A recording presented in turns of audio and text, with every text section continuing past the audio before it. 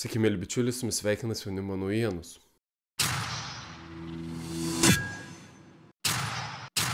Norėčiau padėkoti visiems, kas prenumeruoja kanalą, pasidalina vaizdo įrašais ir juos pakomentuoja bei paspaudžia patinka, nes tai yra didžiausias paskatinimas kurti toliau. Dalinuosi svarbia informacija.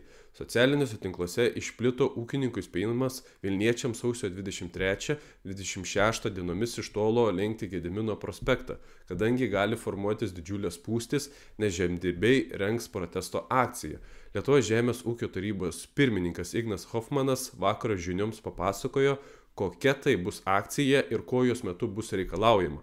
Ignas Hofmanas nurodo, kad protesto akcija įvyks, nes baigėsi žemdirbių kantrybė. Kyla vis naujos problemos, tačiau vyriausybė jų nesprendžia. Vienas labiausiai ūkininkams problemų sukeliančių dalykų - reikalavimas kai kuriuose ariamose žemėse pasėti pievas ir jų nebenaudoti kitiems ūkiniams tikslams. Ūkininkams nepatinka ir saugomų teritorijų, vandens apsaugos juostų bei zonų plėtra. Dar vienas žemdirbių reikalavimas - panaikinti sprendimą nuo sausio 1 dienos buityje ir gamyboje vartojimams suskystintoms naftos dujoms taikyti nebe nulinį, o 304 € už toną akcizą, dėl ko šis kuras pabrango kone dvigubai. Dėl šio akcizo Jozita vadovas Čekijose pradėjo nurodyti, kad akcizą įvedė Tėvynės sąjungos konservatorių, liberalų ir Laisvės partijos, kas sukėlė didžiulį palaikymą socialinėje erdvėje.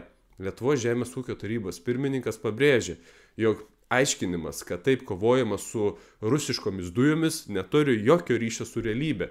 Tokiu atveju reikėtų sankcionuoti rusiškas dujas, o ne uždėti didžiulį akcizą visos naftos dujoms. Ignas Hofmanas įspėja, kad Gedimino prospekte bus sustatyta daugybė žemės ūkio technikos, apie 500 priemonių.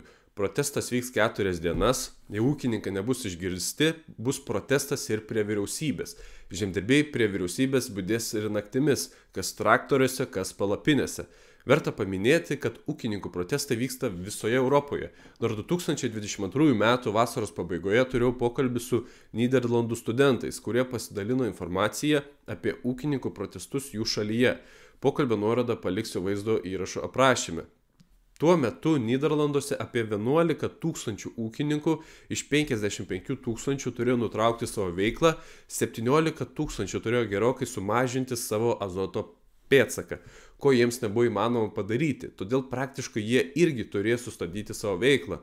Tad tai reiškia, jog daugiau nei 50% Nyderlandų ūkininkų turėjo labai rimtų problemų ir tai buvo tik preliminarūs skaičiai.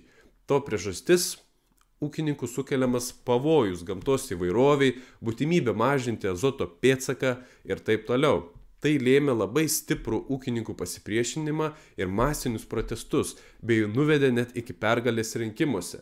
Tad linkiu mūsų ūkininkams pasimokyti iš Nyderlandų žemdirbių, nes šių protestų dėka yra labai gera proga sukurti politinę jėgą, kuri gali stipriai pasirodyti rinkimuose. Kito šanso gali ir nebebūti.